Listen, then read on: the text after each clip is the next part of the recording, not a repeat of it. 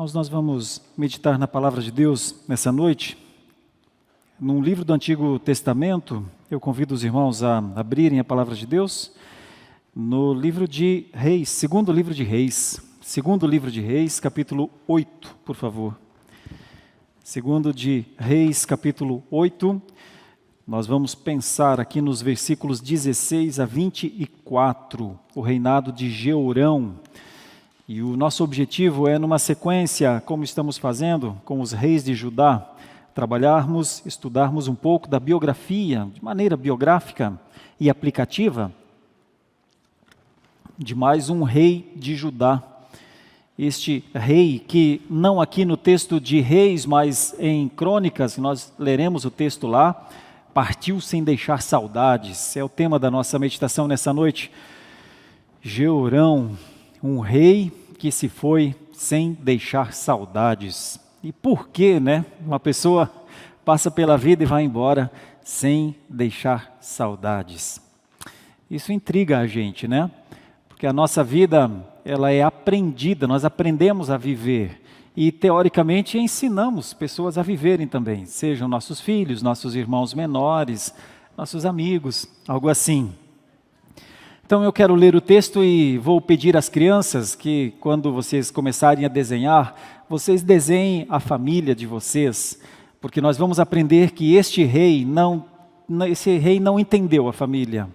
Ele não entendeu nem a família por parte do seu pai e também não entendeu a família que ele construiu. Nós vamos compreender melhor os passos aqui de Jeorão.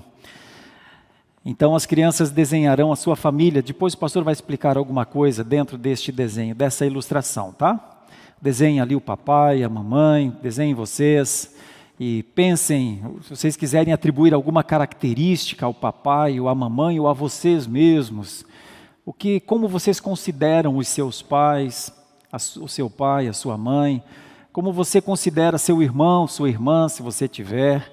Enfim, pense na família, tá bom, criança? É isso que o pastor está pedindo para você nessa noite. No ano 5º do reinado de Jorão, filho de Acabe, rei de Israel, reinando ainda Josafá em Judá, começou a reinar Jeorão, filho de Josafá, rei de Judá. Era ele da idade de 32 anos, quando começou a reinar, e reinou 8 anos em Jerusalém. Andou nos caminhos dos reis de Israel, como também fizeram os da casa de Acabe, porque a filha deste era sua mulher, e fez o que era mal perante o Senhor. Porém o Senhor não quis destruir a Judá por amor de Davi, seu servo, segundo a promessa que lhe fizera, ou que lhe havia feito, de lhe dar sempre uma lâmpada e a seus filhos. Nos dias de Jeorão, se revoltaram os edomitas contra o poder de Judá, e constituíram o seu próprio rei. Pelo que Jeorão passou a Zair e todos os carros com ele. Ele se levantou de noite e feriu os edomitas que o cercavam e os capitães dos carros. O povo de Jeorão, porém, fugiu para suas tendas. Assim se rebelou Edom para livrar-se do poder de Judá até o dia de hoje. Ao mesmo tempo se rebelou também Libna. Quanto aos mais atos de Jeorão e a tudo quanto fez, porventura não estão escritos no livro da história dos reis de Judá? Descansou Jeorão com seus pais, e com eles foi sepultado na cidade de Davi, e Acasias, seu filho, reinou em seu lugar.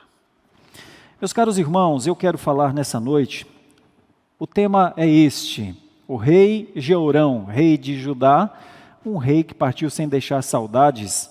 E quero dividir a nossa meditação em 2 tópicos. Por que Jeorão foi esse rei tão ruim?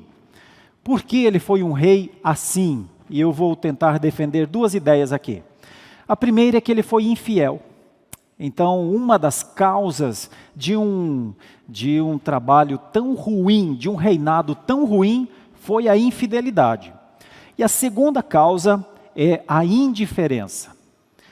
Nós vamos estudar o texto a partir dessas 2 ideias, a primeira do versículo 16, 17 e 18, e a segunda ideia do versículo 19 até o versículo 24. Causas para Jeorão ser um rei tão ruim que foi um filho ruim, um marido ruim, um pai ruim, um rei ruim. 2 causas pelo menos. E aprendendo então com este homem, nós podemos aplicar para as nossas vidas o que infidelidade e diferença podem produzir. Eu não estou dizendo que produzirão, mas podem produzir na vida daquele ou daquela que toma esse tipo de decisão. Vou abandonar a fidelidade, vou deixar de crer, não preciso crer. E da mesma forma, se torna indiferente para com as coisas, não observa as coisas como deveria observar. Que consequências alguém que toma uma decisão assim pode ter? O hino que nós cantaremos ao final é o hino 110A, Crer e Observar, escolhido exatamente para um contraponto a 2 coisas que Jeorão não teve. Não creu e não observou. Por isso, a primeira parte parece demonstrar uma infidelidade muito grande, e os irmãos vão perceber isso. Conforme eu for lendo os versículos, vou explicando, e então isso fica mais fácil de entender. No 5º ano do reinado de Jorão, filho de Acabe, rei de Israel, é importante sabermos que nessa época, este é o ano 800, acima de 850, perto de 850, 849 a.C., e então o reinado deste homem aqui é de aproximadamente 8 anos. Ele é de 848 ou 49 a.C. a 841 a.C. E nós temos as tribos em 2 grandes blocos. O reino do norte, chamado de Israel, e o reino do sul, chamado de Judá. O reino do norte, então, quem reinava no reino do norte era Jorão, filho de Acabe e de Jezabel. Acabe e Jezabel é aquela dupla terrível, um rei péssimo e uma mulher pior ainda. E eles colocaram terror sobre os profetas de Deus, que o diga Elias. Então, lá no norte, era Jorão que reinava, filho de Acabe e de Jezabel. E reinava, então, no sul, Josafá, que nós já estudamos aqui, o rei Josafá. O rei Josafá foi um rei muito conectado à oração, tanto é que a nossa meditação foi Josafá e a oração. E agora começa a reinar junto com Josafá, provavelmente nos últimos 5 anos do reinado de Josafá, o seu filho, Jeorão. Provavelmente ele começa a reinar no finalzinho da vida de Josafá. Tinha 32 anos, ou seja, um homem com 30 anos, 32 anos, já sabe o que quer, já sabe o que fazer, consciência, ou pelo menos consciência dos fatos, já 32 anos vendo o seu pai, Josafá, reinar, já tinha condições de saber o que era certo e o que era errado. Olha, isso vai ser determinante aqui. O porquê nós estamos chamando Jeorão de infiel. O porquê a infidelidade foi uma das marcas deste homem. Porque ele tem 32 anos contra si, de andar com alguém que viveu para o Senhor. Certamente fez coisas boas, fez outras coisas não tão boas, mas deixou um legado que ele não seguiu. Por isso eu digo que Jeorão é um péssimo filho, porque ele vê o seu pai vivendo para Deus, e ele não quer fazer isso. E aí nós temos então o tempo em que ele reina em Jerusalém, são 8 anos. Mas vejam só, o 18, que também será muito importante para entender o nível de fidelidade de Jeorão. Andou nos caminhos dos reis de Israel. Você sabe quais são os caminhos dos dos reis de Israel? Os caminhos da idolatria. Quem fez tudo pelo povo, tanto do norte quanto do sul? Deus. Quem mandou os profetas para dizer ao povo: eu estou no meio de vocês, voltem, adorem, abandonem os ídolos? Deus. Mas os reis do norte, um dos últimos, Acabe principalmente, e Jezabel, a sua esposa, eles estavam no pior momento, talvez. Tanto é que logo depois, isso aqui é o ano 850, 100 anos depois, o reino do norte será totalmente destruído. totalmente destruído. Nunca mais voltou a ser reino. Acabou, não teve mais. Deus foi tão duro com os reinos, com as tribos do norte, que eles não voltaram a existir nunca mais. Nunca mais, meus irmãos, até hoje, nunca mais. Então vejam a gravidade da idolatria. E por onde é que Jeorão vai andar? Andou nos caminhos dos reis de Israel, como também fizeram os da casa de Acabe, porque a filha deste era sua mulher, e fez o que era mal perante o Senhor. Por que é que eu estou falando da infidelidade de Jeorão? Então, ele não era filho de Acabe, ele era filho de Josafá. A sua mulher, Atalia, que não vai aparecer aqui na passagem, vai aparecer depois. Eu já vou falar um pouquinho dessa mulher. Era tão terrível quanto a sua mãe, Jezabel.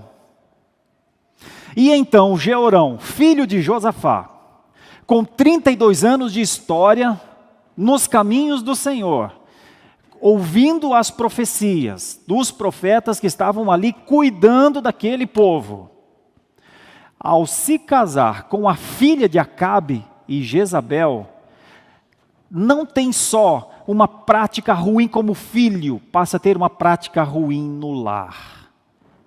É ela que vai determinar, entre outras coisas, a idolatria em Judá. Em Israel, reino do norte, a idolatria já graça abundantemente. As ofensas a Deus já existem como prática normal de vida, mas ainda não era a prática em Judá. Com as ações desta mulher e com a anuência deste homem fraco chamado Jeorão, nós temos o começo da destruição de Judá, que vai acontecer depois.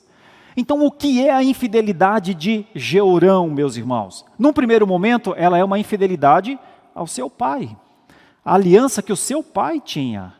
O seu pai era um filho de Davi. Nós lemos no começo da liturgia que Davi, ao finalzinho, lá no livro de Samuel, no capítulo 23, ele faz uma das últimas palavras de Davi.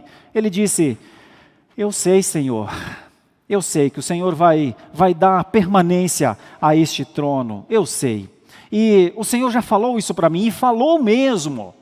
No segundo livro de Samuel, capítulo 7, nós temos o acordo de Deus com Davi. E Davi diz, e Deus falou a Davi tudo o que um homem pode acreditar acerca de pacto, de aliança. Deus firmou um acordo com a casa de Davi. O Salmo 89 mostra que Deus não vai negar o trono. Deus disse: olha, eu vou colocar o seu filho para produzir grandes coisas. Se ele negar a aliança, se ele errar, eu o castigarei. Mas o povo permanecerá em aliança comigo. Então, este homem, Jeorão, ele está em infidelidade ao seu pai e, por extensão, em infidelidade ao Deus de Davi, ao Deus do pacto. E é por causa disso que ele é um filho que não ouve o seu pai, quebra um dos mandamentos da lei do Senhor: honra o teu pai e a tua mãe para que te vá bem os dias na terra. E não só isso, faz uma aliança com uma mulher perversa, agora precisa administrar um casamento com uma mulher idólatra, e esta mulher vai contribuir em muito para a pecha que ele carregou. Quando foi embora, foi tarde. Não deixou saudades, fez o que era mal perante o Senhor. Quem é Jeorão até aqui? Um infiel de carteirinha. Quais são os problemas principais de Jeorão? Desconsiderou a família. Foi infiel à palavra do seu pai, ao testemunho do seu pai, ao testemunho de Deus na vida do seu pai e do reino. Foi infiel, como um dia Adão aceitou que Eva lhe desse aquela fruta que não fazia parte do acordo de Adão com Deus. Assim como ele aceitou e comeu, agora ele aceita os ídolos. E por causa disso, meus irmãos, a desgraça vai passar a fazer parte da história de Judá. Essa é a infidelidade desse homem. Deixa eu aplicar um pouquinho isso à nossa vida. Às vezes a gente pensa que infidelidade é uma coisa que se pratica ou que só pratica quem não conhece o Senhor, quem não está dentro de uma casa que os pais oram, que não está dentro de uma casa que não tem ídolos pendurados nas paredes. Às vezes a gente pensa que infiel é só aquele que pratica as coisas relacionadas às suas idolatrias pessoais, mas que todos os crentes não agem em infidelidade. Mas eu preciso trazer à tona uma das coisas mais difíceis, talvez, que é quando dentro de casa um filho renega o ensino do seu pai. Meus irmãos, muitos de nós talvez sejam filhos de pais que não são cristãos. Foram alcançados em algum momento e conheceram a fé e vivem na luz por algum outro mecanismo, muitos de nós. Mas acreditem, a regra é pais ensinarem os filhos no caminho que devem andar. Essa é a regra da aliança. Os pais ensinam com a sua vida. Os pais dão testemunho com a sua vida. Os pais empregam e se entregam com tempo, com dedicação. Os pais sofrem as dores dos filhos. Os pais amam os filhos mais do que a si mesmos, como pessoa. Os pais olham para os filhos e sofrem só na hipótese de vê-los perdidos. Isso é o coração de um pai, isso é o coração de uma mãe. E então, Josafá, infelizmente, o filho de Josafá, infelizmente, é um destes que se perdeu.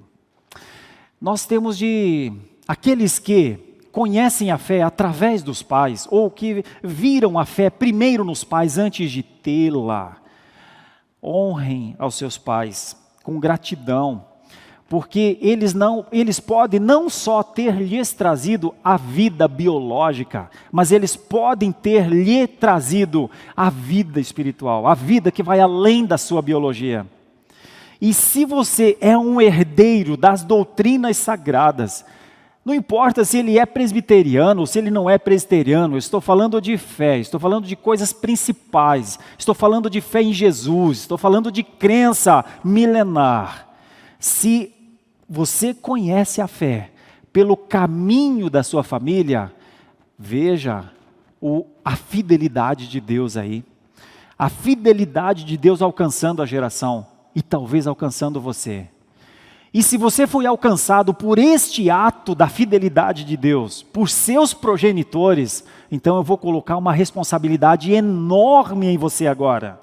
Você foi gerado dentro da aliança, você não tem o direito de se desviar. Se você foi gerado dentro da aliança, você não tem dois caminhos para seguir, você tem um só, o único que lhe foi colocado para andar. Este é o caminho, anda nele.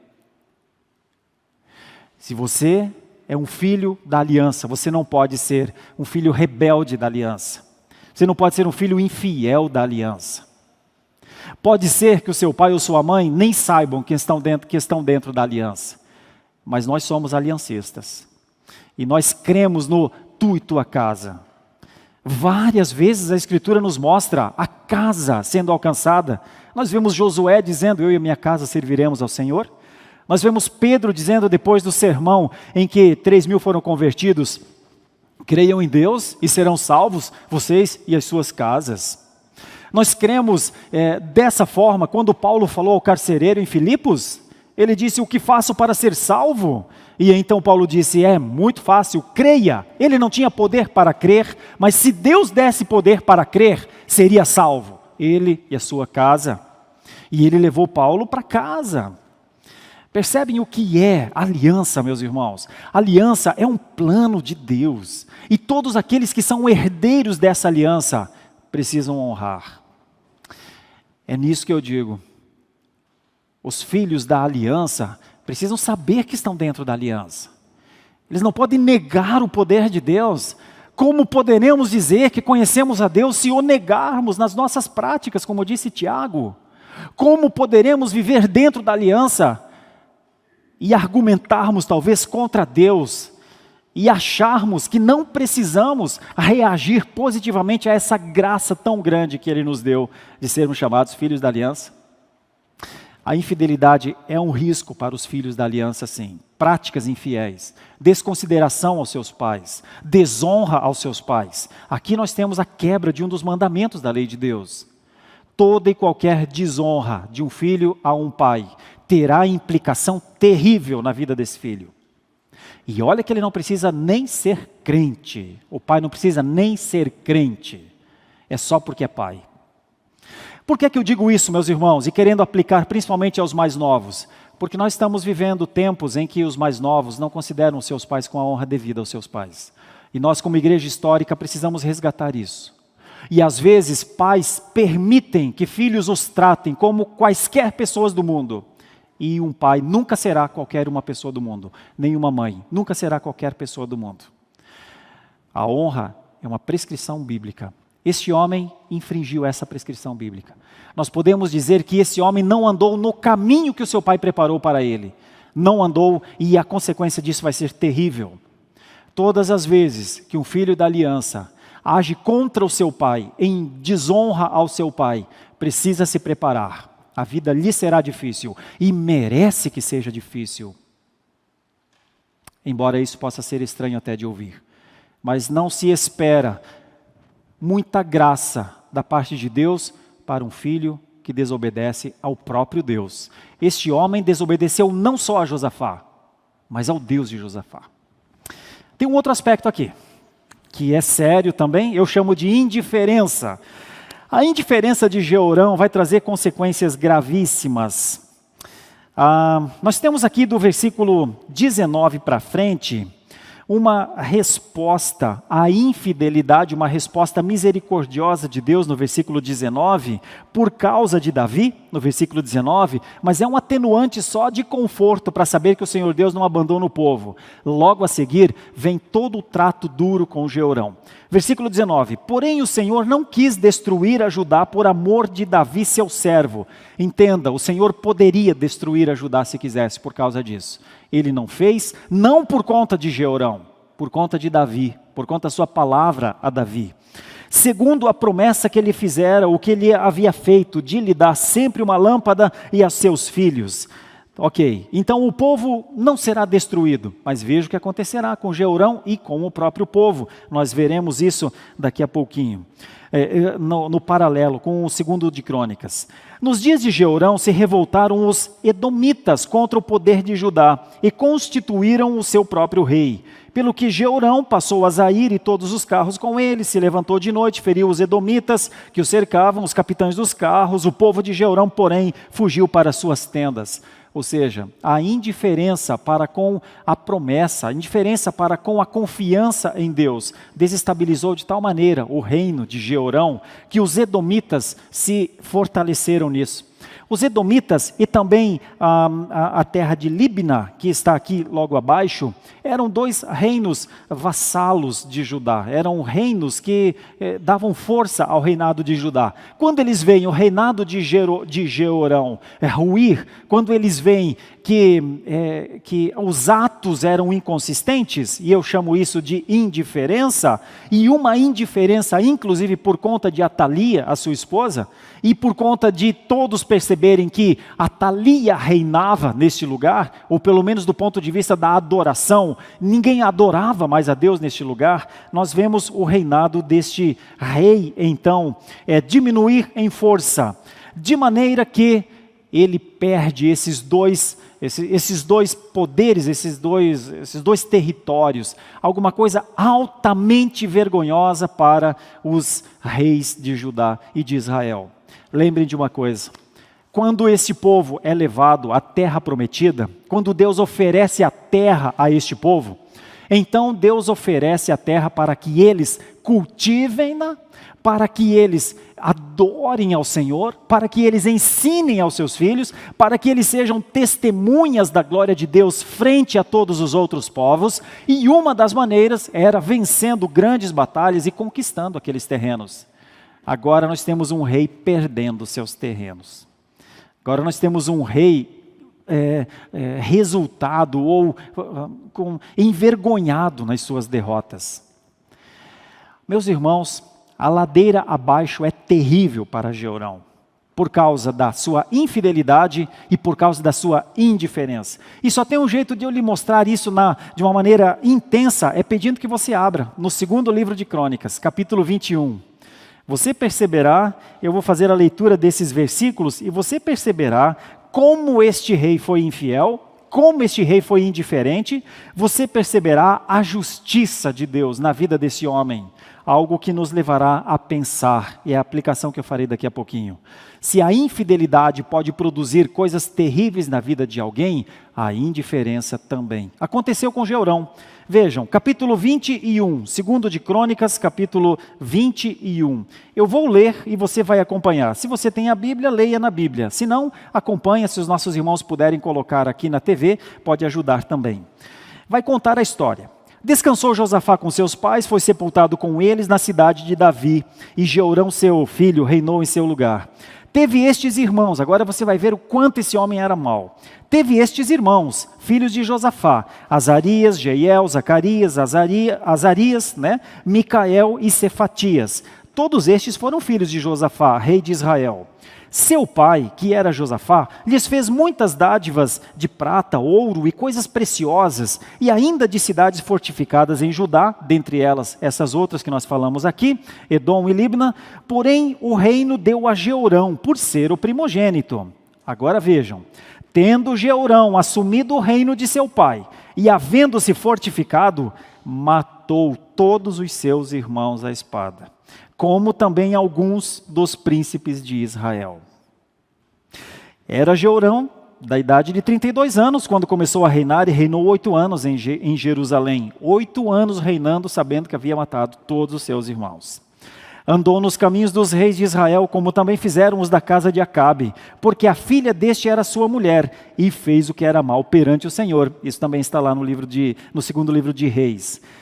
Porém o Senhor não quis destruir a casa de Davi por causa da aliança que com ele fizera, segundo a promessa que ele havia feito de dar a ele sempre uma lâmpada aos seus pés, aos seus filhos. Isso também está tanto no livro de Samuel, capítulo 7 e 23.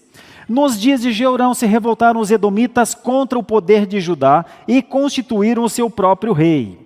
Pelo que Jeorão passou adiante com todos os seus chefes e todos os carros com ele. De noite se levantou, feriu os edomitas que o cercavam e os capitães dos carros. Assim se rebelou, vocês vão entender por que é que esses reinos se rebelaram. Assim se rebelou Edom para livrar-se do poder de Judá, até o dia de hoje. Ao mesmo tempo se rebelou também Libna contra Jeorão, o detalhe, porque este deixara ao Senhor de seus pais. Percebem por que as coisas começaram a ir de mal a pior no reino desse homem? Veja só o que mais ele fez. Também fez altos nos montes de Judá e seduziu os habitantes de Jerusalém à idolatria e fez desgarrar a Judá. Por isso a sua infidelidade foi além dele como pessoa, levou o povo a se desgarrar. Mas andaste nos caminhos dos reis de Israel. É o anterior, é o 12. Então lhe chegou às mãos, e é onde entra Elias na vida desse homem. Olha o que Elias vai dizer a ele. Então lhe chegou às mãos uma carta do profeta Elias, em que estava escrito, Elias era profeta nessa época. Assim diz o Senhor, Deus de Davi teu pai, porque não andastes nos caminhos de Josafá teu pai, e nos caminhos de Asa, rei de Judá, que nós já estudamos aqui também, mas andaste nos caminhos dos reis de Israel, e induziste a idolatria a Judá e os moradores de Jerusalém, segundo a idolatria da casa de Acabe, e também mataste a teus irmãos da casa de teu pai, olha o detalhe, melhores que tu. Eis que o Senhor castigará com grande flagelo ao teu povo, aos teus filhos, às tuas mulheres e todas as tuas possessões. E aí vem a história final deste homem. Tu terás grande enfermidade nas tuas entranhas, enfermidade que aumentará dia após dia, até que saiam as tuas entranhas. Despertou, pois, o Senhor contra Jeorão o ânimo dos filisteus também, e dos arábios que estão ao lado dos etíopes, ou seja, agora todos fazem guerra contra Jeorão. Veja o que a sua indiferença para com as coisas de Deus o levou às consequências disso. Estes subiram a Judá, deram contra ele e levaram todos os seus bens, que se acharam na casa do rei, como também a seus filhos e as suas mulheres, de modo que não lhe deixaram filho algum, senão Jeoacás, o mais moço deles. Depois de tudo isso, o Senhor o feriu nas suas entranhas com enfermidade incurável. E aumentando esta, dia após dia, ao cabo de 2 anos, saíram-lhe as entranhas por causa da enfermidade e morreu com terríveis agonias. O seu povo não lhe queimou aromas, como se fez aos seus pais, Josafá, no caso, e Asa, seu avô. Era ele da idade de 32 anos quando começou a reinar e reinou 8 anos em Jerusalém. E se foi, sem deixar de si saudades. Sepultaram-no na casa de Davi, porém não nos sepulcros dos reis. A sua indiferença, meus irmãos, para com as coisas de Deus, lhe trouxe uma consequência terrível ao reinado e uma consequência terrível à sua própria vida. Daqui a gente tira o provérbio popular: com Deus não se brinca, de Deus não se zomba. Indiferença a Deus é uma zombaria à aliança. Indiferença para com a palavra de Deus, indiferença para com o amor de Deus, indiferença para com a instrução de Deus, descaso para com os princípios norteadores da vida cristã. Configura-se zombaria ao Senhor. É como se o Senhor não governasse. É como se nós disséssemos: sim, Ele existe, Ele é Deus, mas eu faço o que eu quero da minha vida. Se a nossa vida for nossa, façamos cada um o que quiser dela. Mas se a nossa vida é patrimônio de Deus, então a responsabilidade, a prestação de contas ao nosso Deus. Todos os dias a Bíblia nos julga, todos os dias. Todos os dias a sua palavra nos diz como viver, todos os dias. Se nós perdermos o foco, que isso aqui é alimento para que vivamos na presença de Deus, se tornará indiferença. Se a Bíblia ficou fechada, se a Bíblia não fala mais, que voz nos guiará? Este homem resolveu viver assim, com a voz dos ídolos, com a voz da sua esposa. Essa sua esposa é tão ruim, que depois, não está aqui na passagem, eu só vou contar um pouquinho do que vai acontecer para frente. Essa esposa dele é uma mulher tão ruim, que quando este homem, Jeorão, morre, o seu filho Acasias, ruim como ele também, ensinado por sua mãe coisas ruins, vai reinar por 1 ano só. Quando Acasias morre, o filho desse homem, Atalia, usurpa o trono. Usurpa o trono e sabe o que faz? Mata todos para que não haja herdeiro em Judá. Ela só é traída pela providência de Deus porque uma moça chamada Jeuzeba vai esconder um menino chamado Joás. Um menino mantido pela providência na linha semítica dos filhos de Davi. E então, quando ela acha que não tem mais descendentes em Judá, ela está reinando de maneira usurpadora o reino, o sacerdote Joiada traz e diz: tem rei em Israel, eis Joás, com 7 anos. E ela grita: traição, traição, porque ela não sabia, achava que havia matado a todos. E então ela é morta. E então a sua vida também termina assim. Esse é o desastre da infidelidade e da indiferença na vida de Jeorão e de Atalia. O que a gente aprende com isso, meus irmãos? A gente aprende com isso que Deus é o mesmo Deus, sempre foi o mesmo Deus, executou justiça no seu Filho para que nós tivéssemos vida, mas não tolera a infidelidade e a indiferença para com a sua palavra. É a primeira coisa que nós temos de entender. Ninguém de nós se engane, Deus não é outro Deus, é o mesmo Deus. Ninguém de nós crie para nós mesmos um Deus para chamar de meu Deus. Não existe o meu Deus que não seja, antes de tudo, o Deus de Abraão, Isaque, Jacó, as 12 tribos, o Deus de Davi, o Deus que trouxe Jesus Cristo como o único e suficiente Salvador e Redentor. Não há outro Deus. Não é possível criar o meu Deus. Só existe um Deus.